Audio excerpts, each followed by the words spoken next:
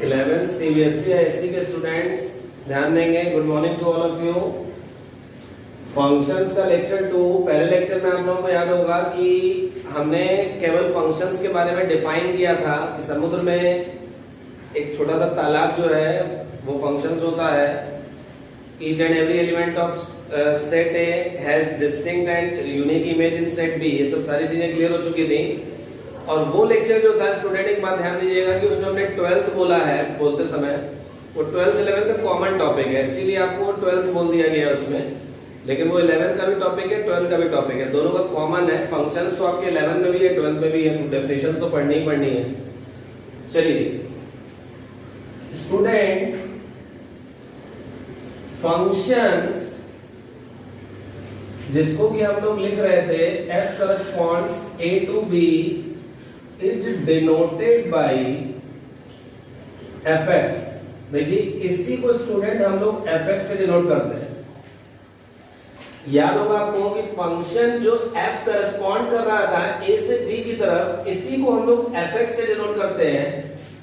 fx equal to जो भी आपका यहाँ पर टर्म आएगा, एक्सप्रेशन जो भी मैथ्स का वेरिएबल के टर्म में आएगा, वही हमारा एक प्रॉपर फंक्शन है।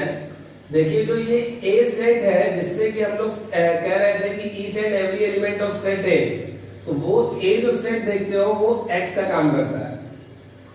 और जो भी X की जगह पे हम लोग इनपुट करते हैं, यानी A के हर एलिमेंट्स को जो इनपुट करते हैं, तो वहां उसकी वैल्यू देखिए यहां से निकलती है।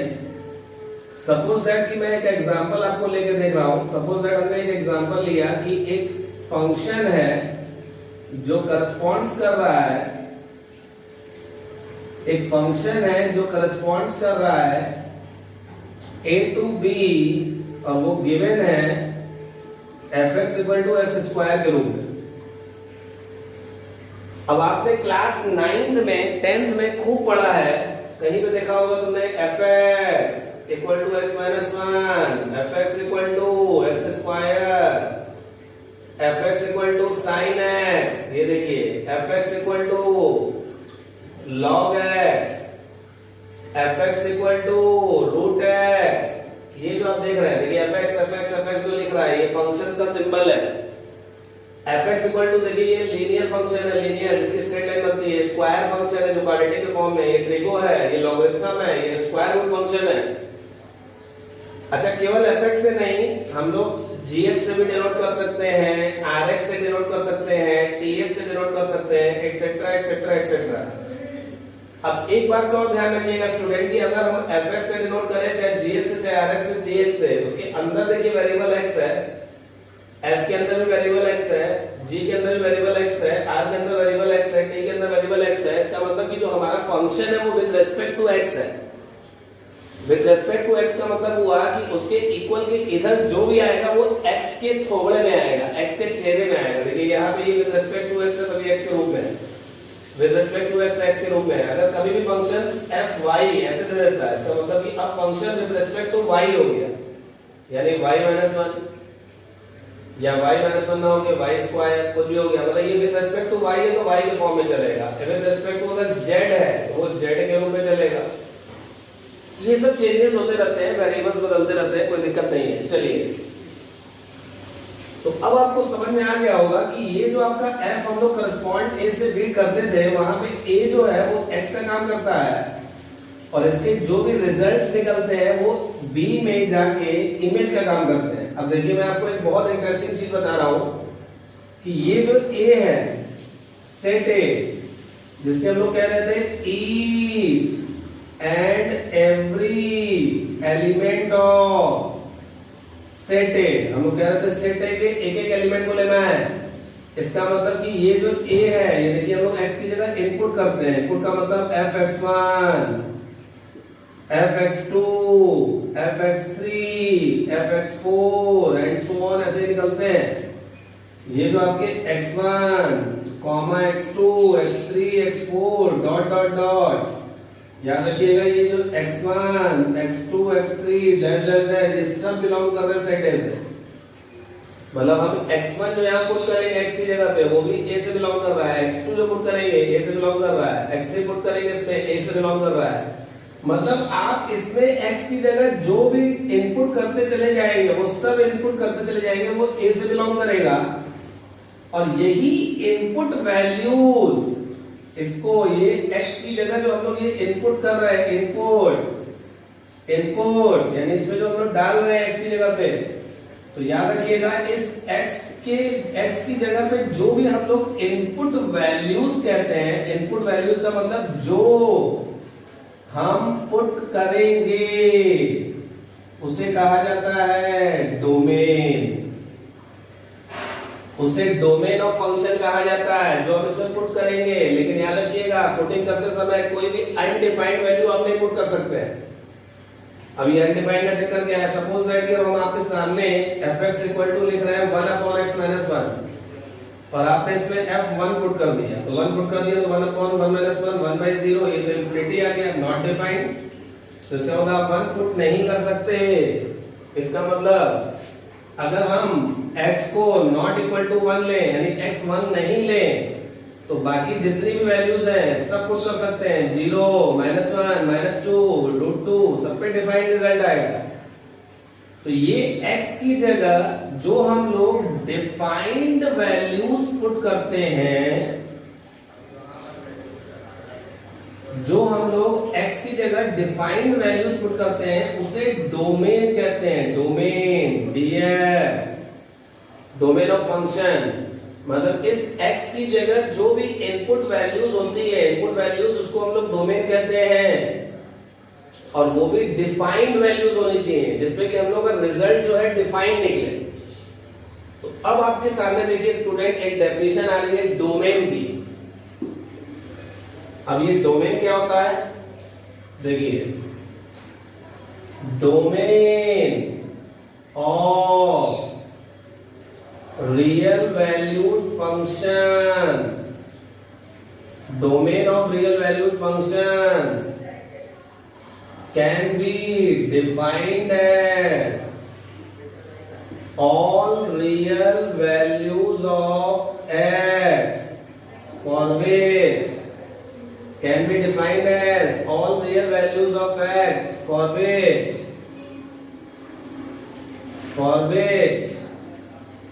fx is defined, fx is defined। देखिए ये डेफिनेशन है स्टूडेंट, याद रखिएगा डोमेन की, ये डोमेन की डेफिनेशन हम आपके सामने आ गई। Domain of real valued functions can be defined as all real values of x for which fx is defined.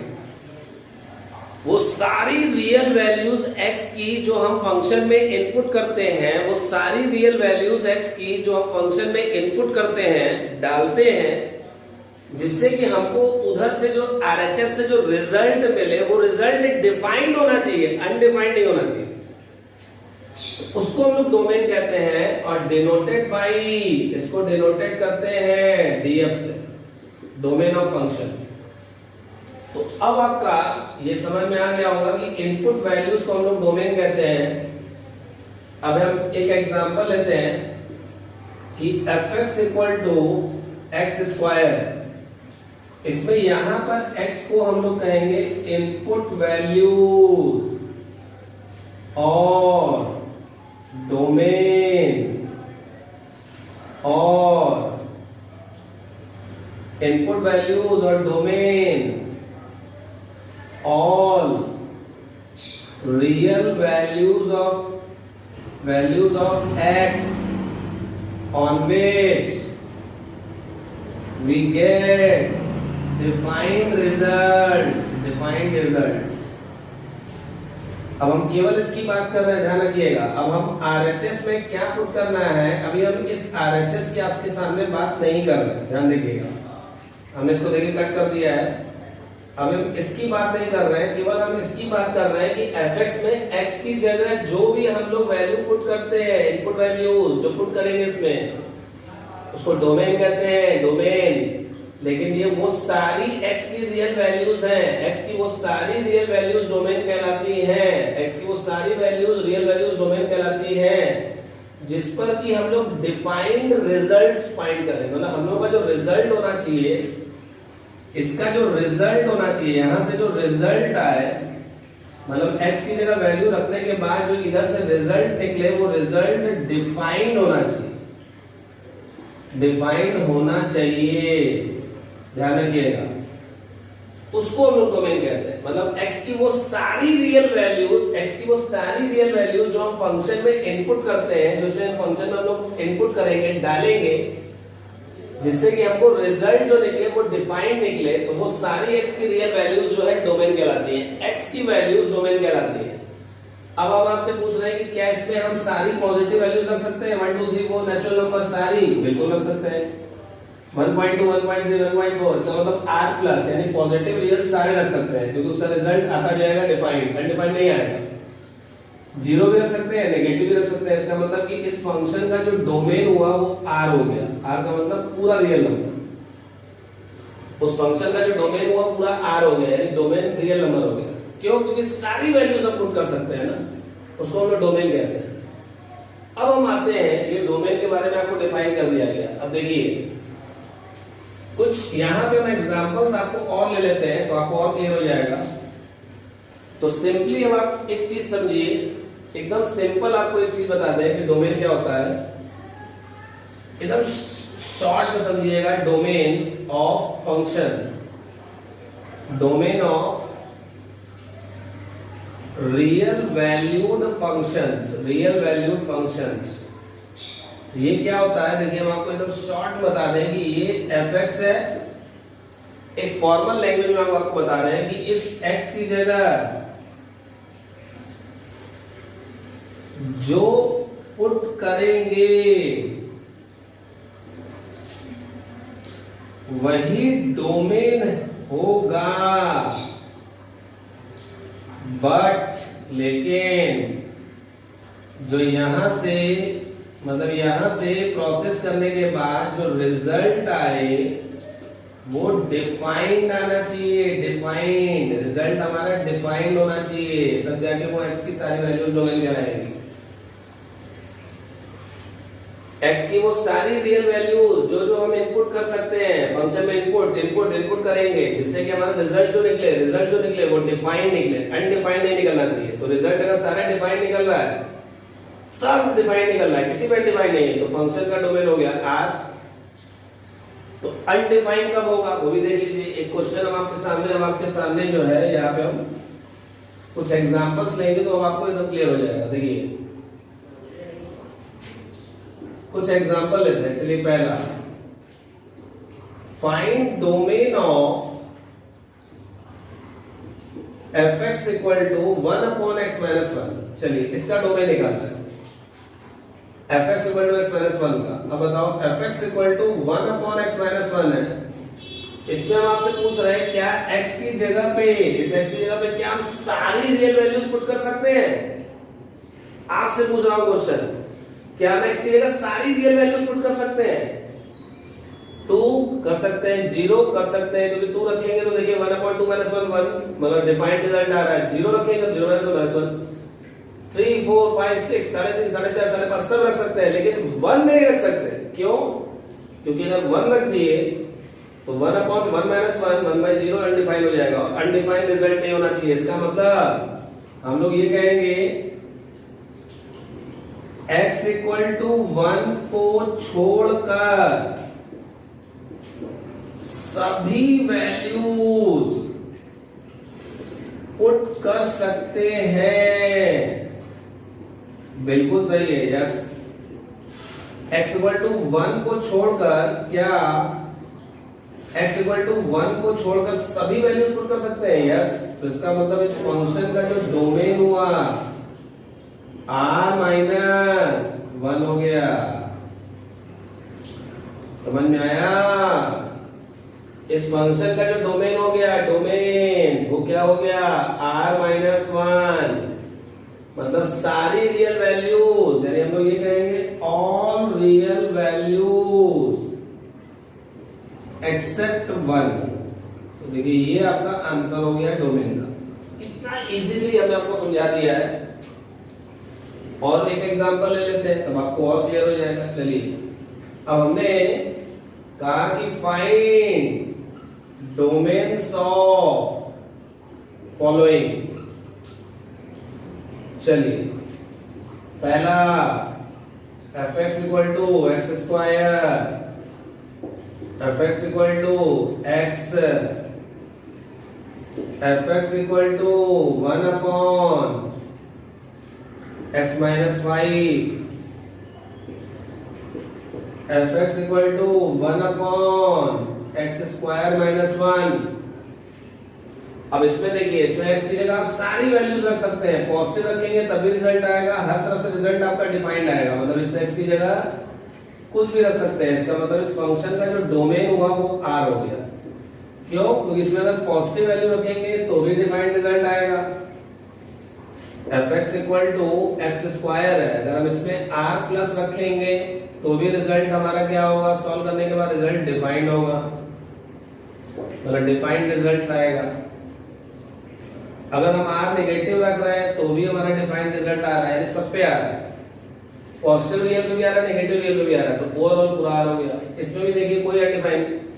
अब मैं आपको एक चीज बता दूं, एक शॉर्टकट तरीका, आपको और क्लियर हो जाएगा कि सॉरी, इस बात को ध्यान रखिएगा कि अनडिफाइंड कौन बनाता है। जब तक देखिए किसी भी नंबर के अपॉन में जीरो नहीं आएगा, किसी भी वेरिएबल के अपॉन जीरो नहीं आएगा, तब तक तो अनडिफाइंड बनेगा नहीं।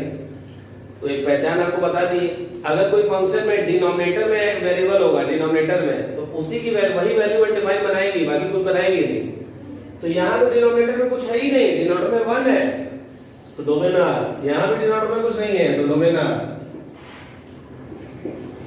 आंसर आ गया। इसमें देखिए 5 नहीं रख सकते, क्यों? 5 रखेंगे तो फिर अनडिफाइंड हो जाएगा, इसका मतलब इसका डोमेन r-5, यानी सारी रियल वैल्यूज होंगी 5 को छोड़ के।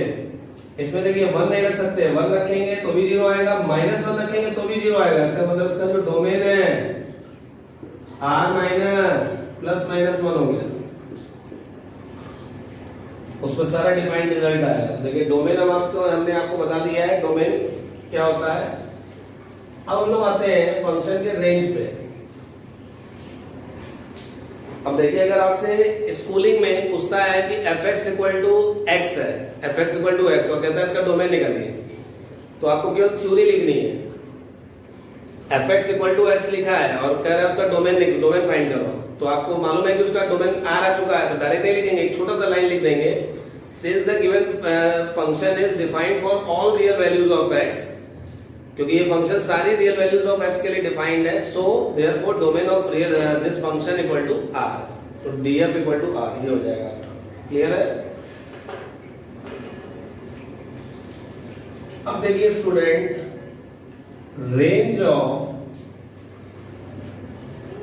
Real valued functions, range of real valued functions, range अभी रेंज क्या होता है?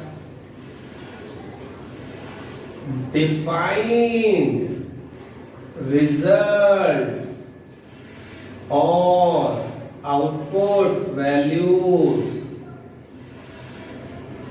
देखिए, डिफाइंड रिजल्ट्स और output values which we get after putting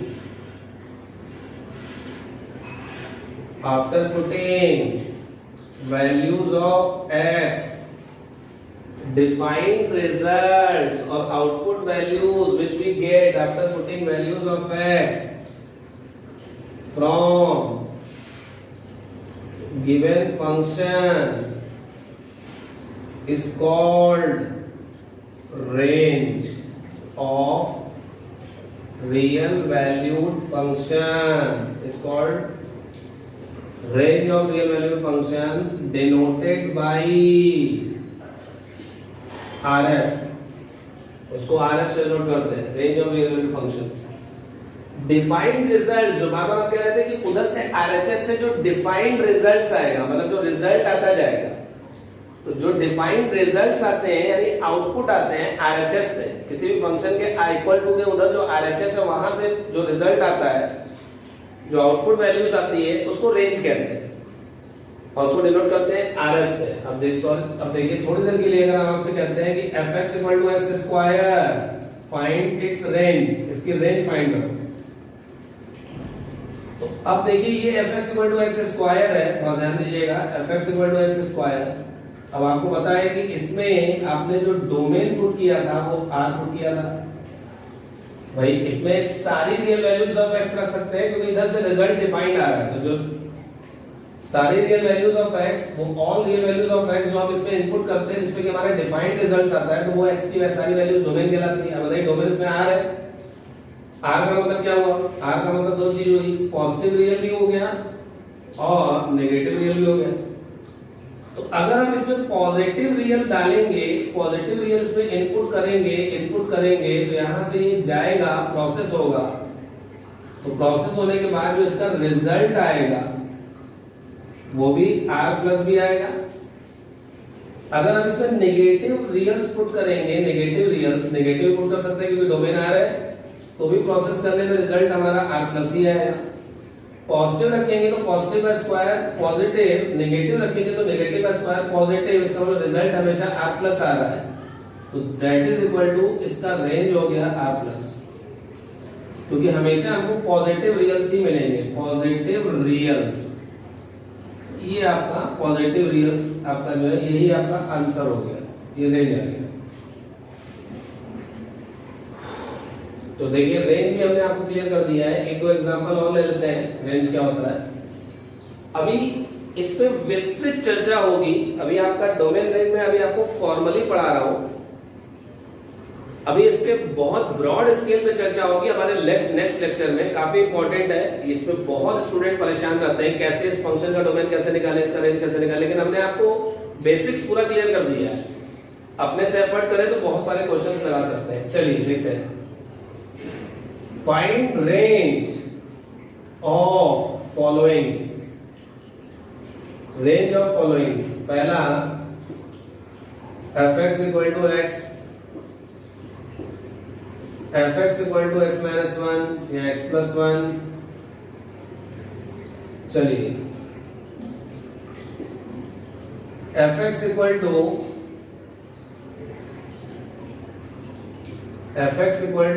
x cube. चलिए इनके हमको रेंज निकालने हैं। बताइए इसमें r डोमेन r रखेंगे तो रिजल्ट भी r आएगा, इसका मतलब रेंज r हो गया।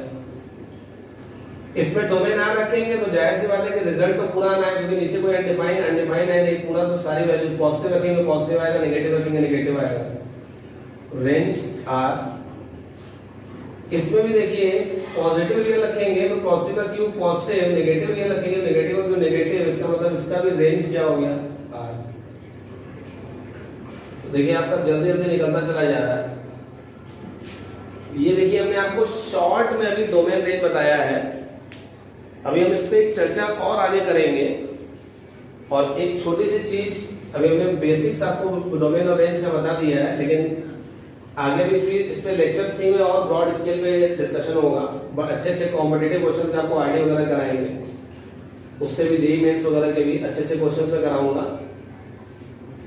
एक छोटी सी चीज स्टूडेंट आपको बता दे कि अगर हमारा f and g are two functions, two real valued functions, थोड़ा ध्यान दीजिएगा। अगर f और g दो रियल वैल्यूड फंक्शंस हैं, अगर f और g दो रियल वैल्यूड फंक्शंस हैं, देन आपका f प्लस g x अगर हम करते हैं तो वो fx प्लस gx के बराबर। एक f माइनस g x करते हैं तो fx माइनस gx के बराबर। अगर हम fg x करते हैं तो वो fx इंटू gx के बराबर होता है। अगर हम f अपॉन g x की बात करते हैं तो वो fx अपॉन gx की बात करता है। अगर f और g दो रियल वैल्यूड फंक्शंस हैं, अगर दो रियल वैल्यूड फंक्शंस हैं तो f प्लस g अगर करते हैं तो वो fx प्लस gx, यानी दो अलग अलग फंक्शन का एडिशन दो फंक्शन का एडिशन उन दोनों के अलग अलग इंडिविजुअल एडिशन के दोनों इंडिविजुअल एडिशन के बराबर होता है। दो फंक्शन का सब्ट्रैक्शन उनके अलग अलग इंडिविजुअल सब्ट्रैक्शन के बराबर होता है। प्रोडक्ट पे भी डिस्ट्रीब्यूट हो जाता है, डिवाइड पे भी डिस्ट्रीब्यूट हो जाता है। तो इसमें कोई बहुत बड़ी बात नहीं है। अगर आपसे कर दिया जाए एग्जांपल के तौर पे कि हमारा fx जो है x स्क्वायर है और gx जो है वो हमारा x है, और आपसे कहा जा रहा है f प्लस जी एक्स फाइंड करिए। बताइए fx प्लस gx के बराबर हो गया। fx प्लस gx का मतलब x स्क्वायर प्लस x हो गया, ये आंसर। इसी तरह सब्ट्रैक्ट करना है, सब्ट्रैक्ट में आंसर आ जाएगा। इनटू करना है तो इनटू में हो जाएगा, डिवाइड पर डिवाइड हो जाएगा। तो ये छोटी सी चीज हमने आप लोगों को और बता दी है। एक बात और, जो क्लास 10 में आप लोग पढ़ चुके हैं, finding value of given real valued function at a given value of x, at a given value of x, यानी x की किसी वैल्यू पे हम लोग फंक्शन की वैल्यू कैसे फाइंड करेंगे।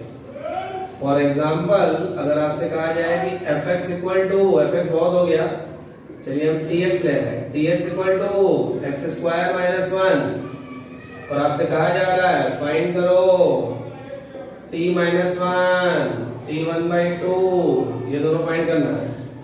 बहुत इजी, t माइनस 1 का square minus 1 minus 1 0, answer. t half का square minus 1/4 minus 1 minus 3/4, answer. इस तरह के क्वेश्चंस आप लोग एनसीईआरटी से सारे कर लीजिएगा, ये सब परेशान करने की जरूरत नहीं है किसी भी टीचर को। इसी में हम आपको एक चीज और बता दें कि इफ आपसे कहा जाए tx equal to X square minus 1 है, सच दैट आपसे कहा गया tx इक्वल टू, आपसे कहा गया कि 1 है, tx equal to 1, find x। अब x की वैल्यू फाइंड करिए, तो कोई दिक्कत नहीं है। इस dx की जगह देखिए, इस dx की जगह पे हमारा क्या दिया हुआ है, 1 दिया हुआ है। 1 equal to X square minus 1, minus 1 इधर आया, X square equal to 2, X equal to plus minus root 2, this is your answer. देखिए इस तरह के क्वेश्चन भी स्टूडेंट आप लोग कर लीजिएगा। तो आज का लेक्चर भी मैं यहीं पे रोक रहा हूँ, क्यों? क्योंकि आपको हमने डोमेन और रेंज पूरा बेसिक्स आपको क्लियर कर दिया है। तो आप डोमेन रेंज में जो बेसिक छोटे छोटे क्वेश्चंस हैं उनको लगाना शुरू कर दीजिए। और एक बात कि जो भी आप आंसर्स लिखेंगे वो इंटरवल्स में लिखेंगे। रियल वैल्यूड फंक्शन से याद रखिएगा, रियल वैल्यूड फंक्शंस में हमने आपको सेट थ्योरी में इंटरवल्स बताए थे। 4 तरह के इंटरवल्स होते हैं, close interval, open interval, close open close. तो उसी में ही सारी वैल्यूज डोमेन और रेंज की लिखी जाती है, क्योंकि रियल वैल्यूड है। रियल वैल्यूड फंक्शंस का मतलब उसके डोमेन और रेंज रियल नंबर से बिलोंग करते हैं, तो इसलिए सारे आंसर्स आप इंटरवल्स में लिखेंगे। तो इस बात को ध्यान रखिएगा। और नेक्स्ट लेक्चर में हम लोग इसके बारे में और थोड़ा सा ब्रॉड में डिस्कशन करेंगे। Thank you so much.